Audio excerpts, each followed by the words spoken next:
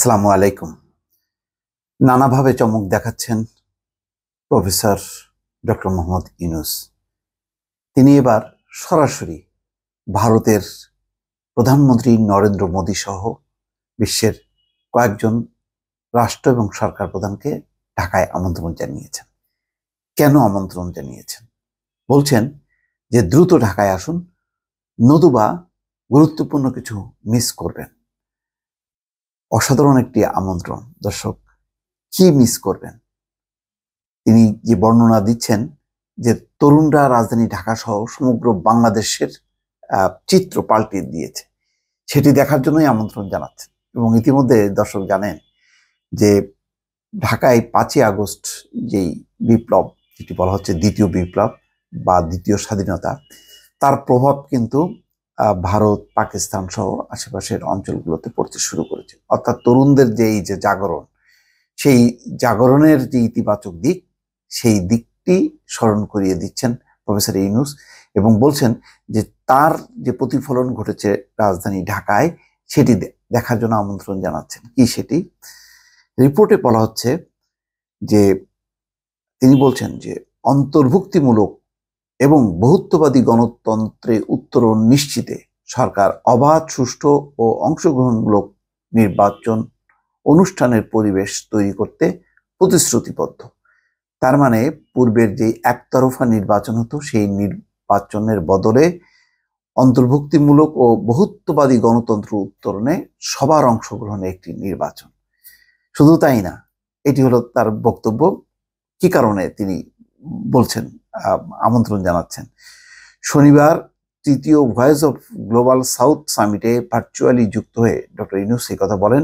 Doctor Yunus ভারতের প্রধানমন্ত্রী নরেন্দ্র মোদী সহ সামিটে ভার্চুয়ালি অংশ নেওয়া নেপাল, শ্রীলঙ্কা, ভুটান, ফিজি, ওমান ও ভিয়েতনামের রাষ্ট্র ও সরকার প্রধানদের দ্রুত বাংলাদেশ সফরের আমন্ত্রণ জানান।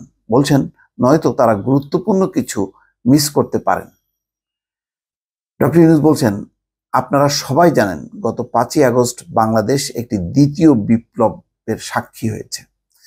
আমাদের বীর ছাত্রদের নেতৃত্বে এবং জনসাধারণের অংশগ্রহণের মাধ্যমে যা সম্ভব হয়েছে।